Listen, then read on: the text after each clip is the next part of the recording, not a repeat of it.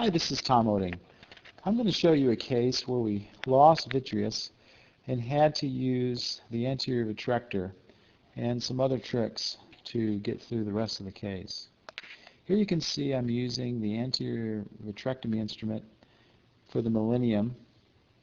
I'm using a two-handed approach with a Cortex extractor cannula, a 23 gauge cannula on the left for irrigation, and I'm using the vitrector on the right. Now I'm placing some Kenalog, which has been prepared in a diluted fashion, in an attempt to stain the vitreous. You can see there's very little staining going on. When the vitreous stains, it gets a very bright white. There's a little bit right at the wound that's stained. But we're using this to see if there's any evidence of vitreous which has come forward. So now I'm going in again, the irrigation cannula on the left through the paracentesis, and then the vitrector cutter instrument through the wound on the right. What you'd like to do is have the vitrectomy cutting instrument low and the irrigation instrument high, so that there's a relative pressure differential that pushes the vitreous back down towards the cutter.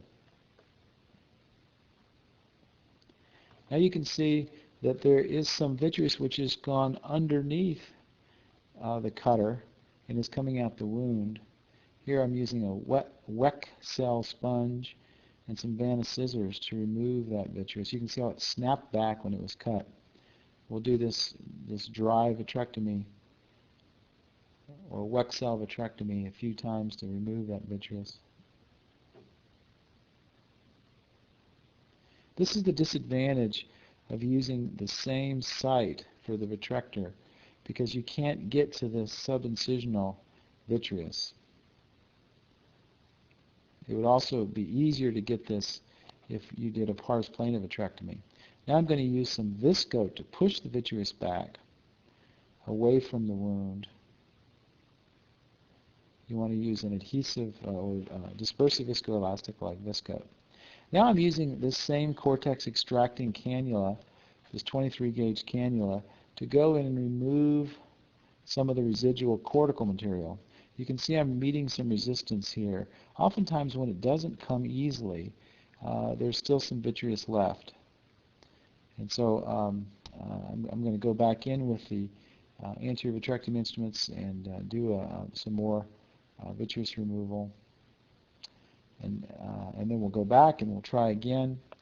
Again, the idea with this dry cortical removal or cortical removal when you do not have any irrigating cannula is to try to go in and get a hold of the cortical material and then pull it to the center.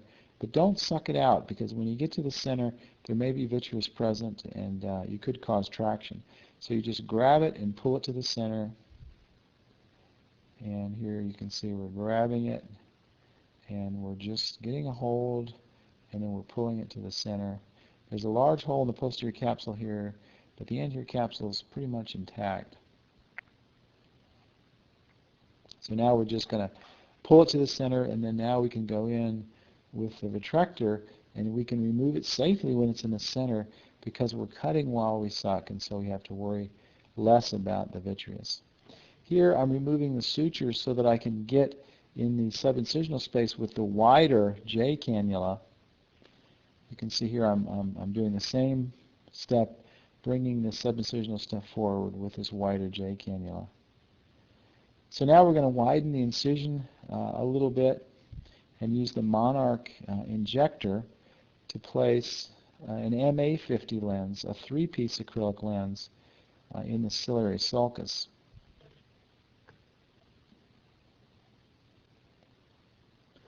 Viscoat has been placed already to form the sulcus. So now I'm using a 0.12. It's a soft dye, so I'm going to shift and use it right at the wound and go in with the Monarch injector, paying very close attention to the haptics and their orientation off of the optic to make sure that it's right side up.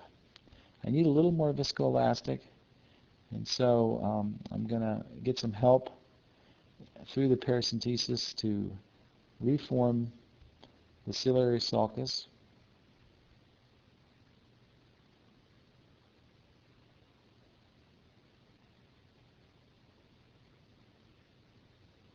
And so now watch as the haptic comes out. The idea here is to try to get this leading haptic right side up and just under the iris. So right now it's coming out, it's being spun around so that it's right side up just under the iris. And now bringing the haptic around a little bit. Now the optic is coming out, being rotated around. And the trailing haptic we're going to leave out.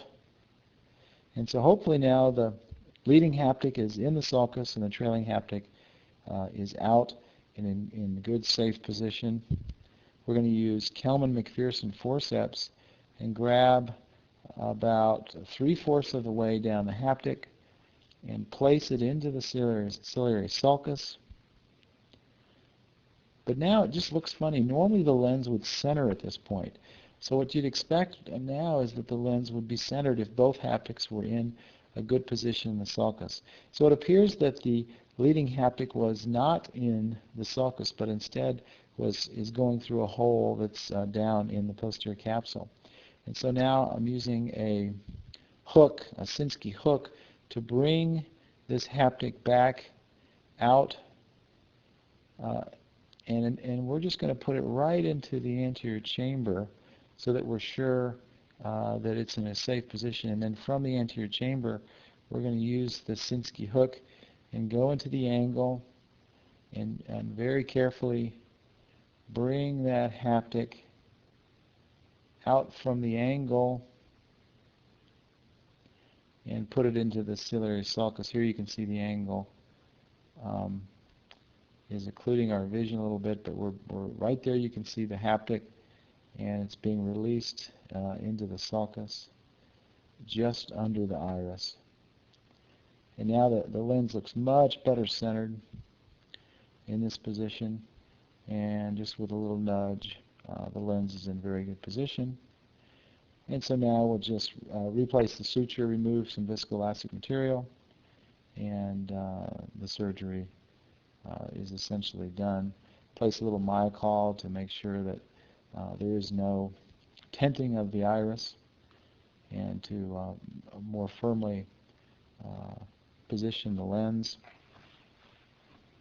The Myocol also helps with inocular pressure following the surgery.